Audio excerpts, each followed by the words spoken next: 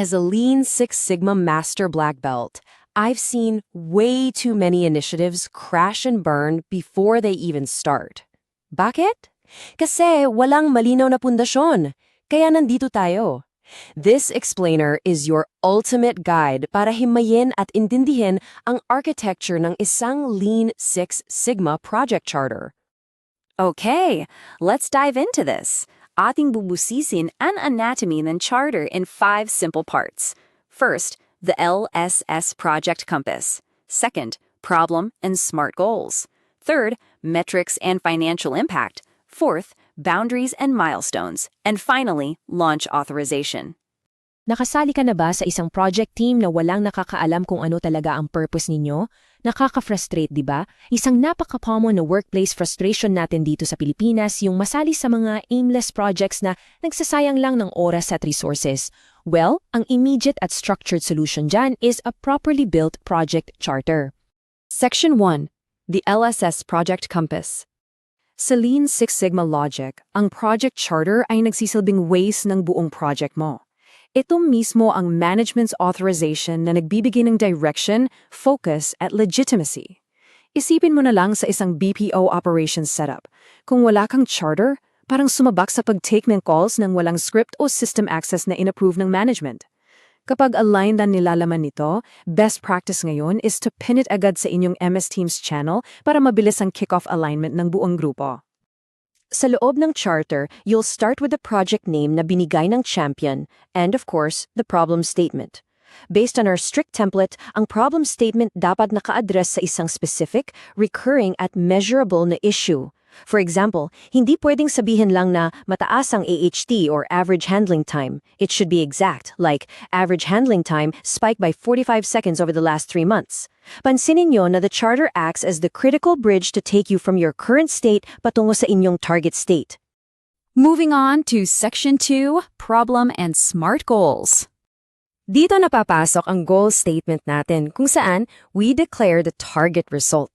Kailangang masiguro ng buong team na ang goal natin ay SMART, specific, measurable, attainable, relevant, and time-bound. Gusto nating siguraduhin na yung target natin will actually fix the issue declared sa problem statement. Tip lang, kung medyo hirap ang team na i-perfect ang draft ninyo, you can always use MS Copilot to quickly refine your ideas into a crisp, attainable, and highly professional target statement. Now, pagdating naman sa time-bound aspect, keep this critical LSS rule of thumb in mind. The duration of a Lean Six Sigma project should never exceed 6 months. Let's say nag-aayos ka ng project para i-optimize ang bilis ng Jollibee drive-thru. Within 6 months, dapat natapos mo na lahat ng DMA-IC phases at may solid control plan na kayo. Kapag lumagpas pa dyan, the team usually loses momentum and, honestly, business conditions probably changed already. Section 3, Metrics and Financial Impact. So the crucial point is, paano ba natin ito susukatin objectively?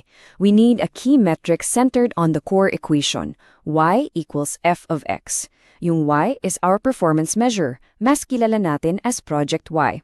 Para makita ninyo ang operational impact, kunwari, we are fixing a GCash process.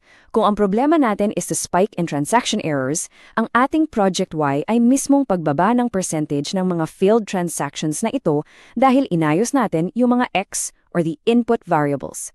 Once ma-identify na natin yung metric na yon, titignan natin ang expected benefits, specifically ang COPOQ or Cost of Poor Quality Reduction. Ito yung calculation natin to quantify o bigyan ng peso value yung cost of waste na gusto natin i-eliminate.